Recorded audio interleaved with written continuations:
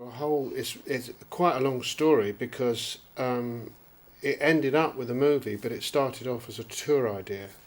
And I think Ronnie Lane and I used to hang out in the neighbourhood that we lived in then, I still do, in Richmond in west of London.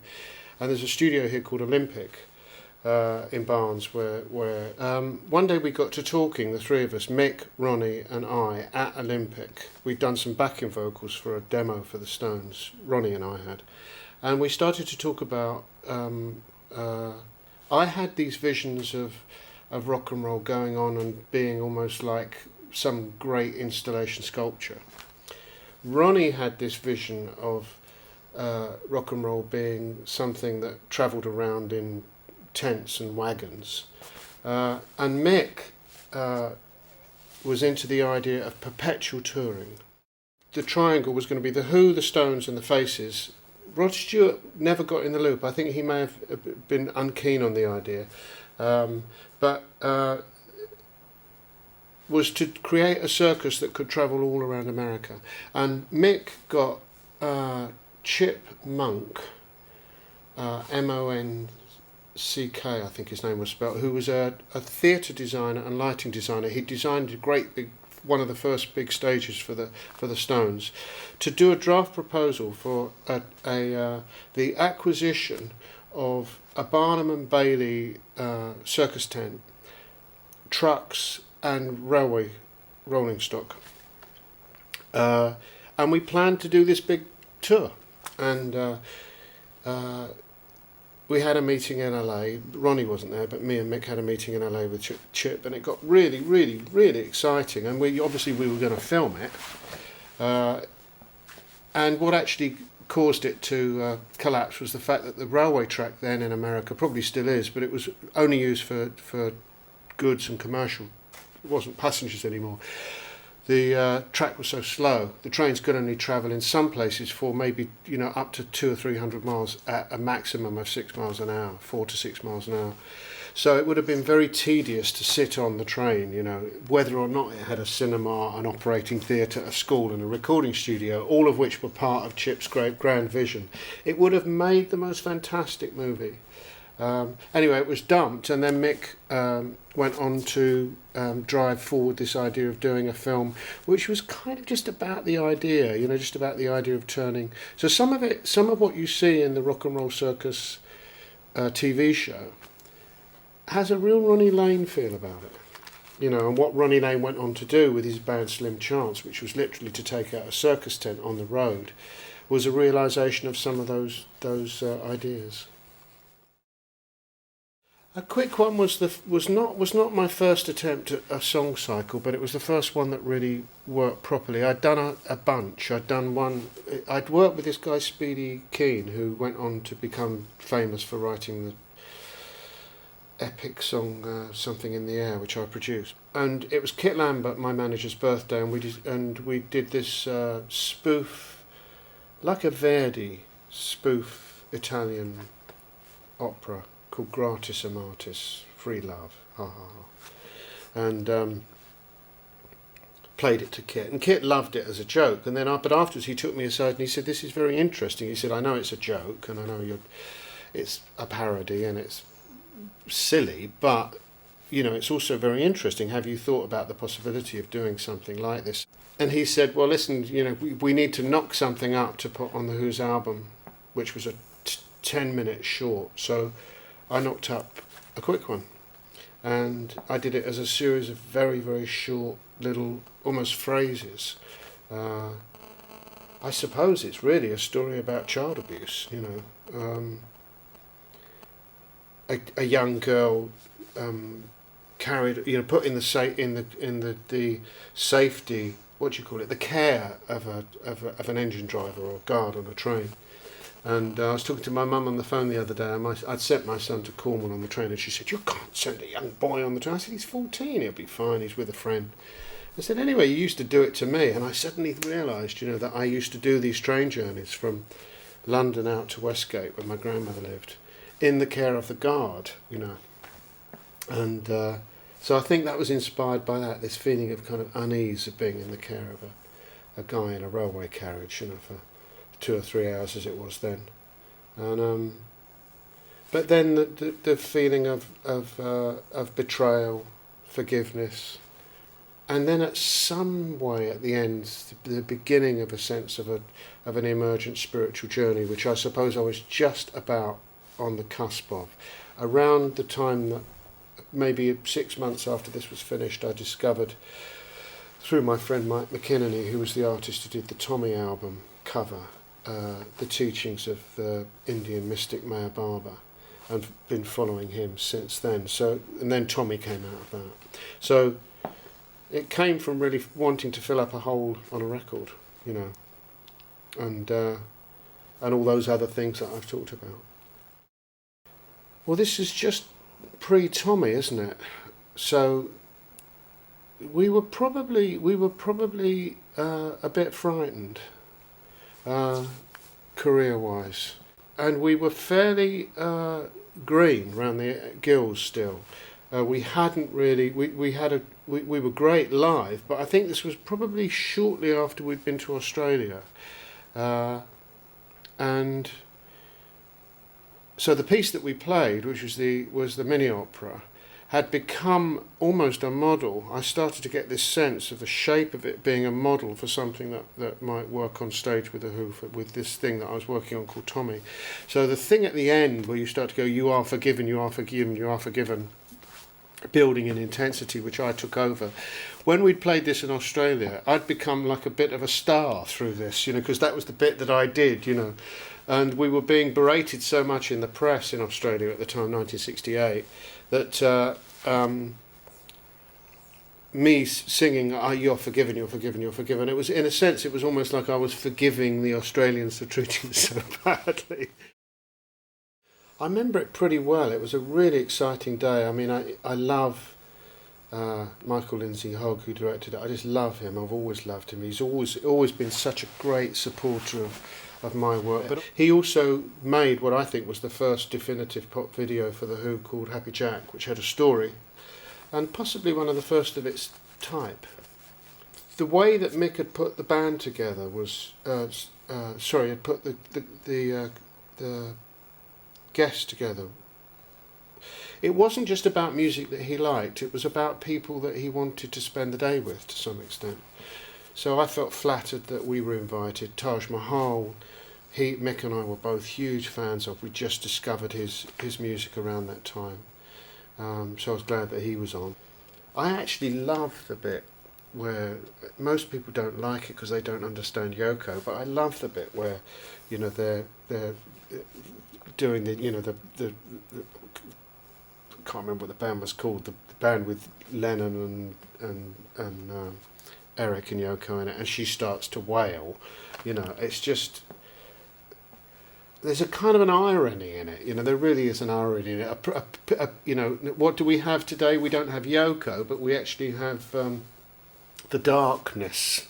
You know, it's roughly the same thing, really, except that, you know, that Yoko has a brain, and what, you know, what the darkness have is spandex trousers, you know, and an incredibly arch and astute sense of show business marketing. I had a chat with her that day. I remember talking to her because she'd been involved with Gustav Metzger. She'd created around the year before something called the Symposium for Destruction in Art, and with Gustav Metzger and a couple of other people, I can't remember, but she was very important in that kind of area for me. You know, there's my post-art school stuff, and hearing her kind of wailing away, you know, I thought, that's Eric Clapton and John Lennon together, and she's wailing. It was just it's great in a way.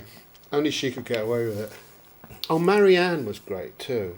I think Marianne was great because at that time we hadn't really realised what teeth this girl had. You know, we just thought we'd done some shows with her as a pop star, you know, and sat backstage, kind of, you know, taking the piss, really, you know, because she was beautiful and gorgeous, but, you know, just taking the piss because she seemed to be some kind of blonde airhead. And suddenly there she was, Mick Jagger's girlfriend.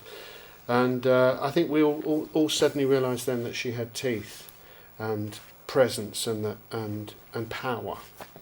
And when she sat in the middle of the floor to do her song, I remember turning to Keith and just going, fucking hell, look at that. She was just so transcendently beautiful and self-possessed. And was very sweet to me all day, so it was nice to have the female company. So it's probably good that my girlfriend wasn't there. If you watch this today, you definitely get a sense that something strange is going on for the Stones. Mick has just come out of doing his role in performance. He had the stigma of the dyed black hair, but you could see that he'd been through something that was really quite strange, but also empowering. And I think probably what you can also see is that Mick had the ability to tap some kind of power. Yeah, it's 4 o'clock in the morning. He spent the whole day trying to rebuild Brian, who was crying. Keith was yellow, from the various substances that he was on. I mean, bright fucking yellow. And when he wasn't yellow, he was green. And it's 4 o'clock in the morning. They spent the whole day, trying to do all these various things, pick up shots. It must have been exhausting. I was completely shattered. And we'd just done our little set sometime during the day. And when you see the film, you see that Mick engages the camera and stays on it with absolute concentration. It was about 2 solid hours of shooting, and he never let up. So there was this strange element from him of that he'd been empowered in some way. He was always a very charismatic performer, but had been given some new kind of gift from outside. But it's almost like he was a different guy. Brian sitting by the side of the stage like that, with tears in his eyes, Keith is pretending it isn't happening, but Keith's got a heart, he knew what was happening. I think we all knew that this was Brian's last performance. What we didn't know is that he would die so shortly afterwards, but we knew that this was the end of him and the Stones somehow. But time has definitely, you can now see that what's going on with the Who is it's just about adrenaline and that's it and all about it. And what you're seeing with the Stones is that we're seeing them in an incredibly interesting moment in their career. I love the performance. I like it in retrospect, and I loved it at the time.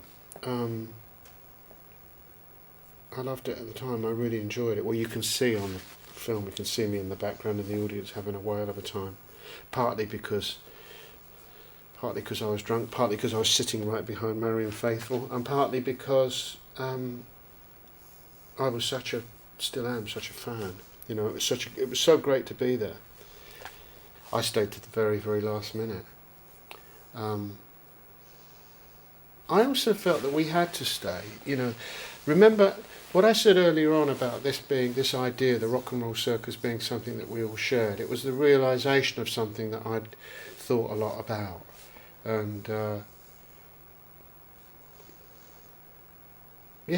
I was having a good time apart from anything else. I loved it. I loved the whole day. I just wanted to stay, and I suppose I don't know what I was drinking, but I can remember there being a shortage of booze too. It was 4 o'clock in the morning. We couldn't go out to the off licence, and they certainly had not supplied. There wasn't a bar, so I think a lot of the drunkenness could be play acting. When the film didn't come out, I remember thinking, wow, they control their own career. I was quite impressed because it must have cost a lot of money. But I remember being impressed by the fact that they had the right and the ability to do that. I don't know that I felt that was something that we had at the time. It was something that we became used to subsequently. My strongest memories of the whole thing is definitely Mick's performance as singing, definitely that. He reminds me of a Picasso. I mean, I know that might seem an incredible, pretentious extrapolation, but the reason that I say that is that he's artistically capable of incredible concentration, but also as a businessman and an organiser and a rallier of people around him and a supporter of people around him and a user of people around him. He's both ruthless and responsible, and incredibly hardworking. And on that day, you saw him. He must have been on his last pennyworth of energy. You know, watch him. You know, when we're singing that song at the very, very end, he is still totally and completely 100% on the ball. Looking at the camera, at you and I on the other side of that camera, 30 years on. You know, that's a measure of you know, and it's only, I was going to say that's a measure of a great artist. There are some people that have difficulty, you know, dealing with the use of the word art or artistry or artist in the context of rock music. Fuck 'em, you know. I mean, it's just fuck 'em to death and hell and beyond. You know, that day was an absolute testament to the fact that from the chaos, the drugs, the absurdity, the flippancy, the pretentiousness, the irony, the artistic extravagances of all the people involved, the vanity, the vacuity, the shallowness, the emptiness, the addictive petulance, and all of this stuff, the self-obsession. That what actually came out of it is that one person in the middle of it, who was the driving focus of it, was able to look into a camera and talk to you and I directly. What you see with the Who is you see the Who doing their little set piece. You know, we're not doing it for you, we're doing it for us, and we're doing it for our fans. When you watch the Who in the Rock and Roll Circus, it's almost like we're watching them sideways. They're going from there to there. When you watch Mick, it's coming right at you, you know, and a lot of my respect for Mick was crystallised around that time. I ceased to be a fan, you know, and a fancier, if you like, of what Mick represented, and much more of somebody that thought, fuck, this is pretty big. That was the moment for me anyway, was sitting there and watching him and just thinking, I don't know, you know, and remember I was sailing a little bit myself as I kept looking at him and thinking, you know, how is he still doing this? You know, and why is it so important to him? And then you see the movie and you see it's not about it being important. It's just about the fact that this is what he does. It's like somebody saying, you know, Picasso used to get up at 6, he would paint till 12, then he would have lunch, and then he would fuck a girl, and then he would paint till 6, and then he would go to bed, and then he would get up, and did it every day. That's the reason why there's so much bloody Picassos all over the place, is that he was incredibly prolific. The Stones are incredibly prolific, both as recording artists and as performers, and they're very, very driven by Mick in this respect, and you see a sign of it then. When you watch it now, it's a documentary. It's a comment on the time. It is. I hope it stimulates people to do more, because this stuff's always going to be good to look at 30 years on.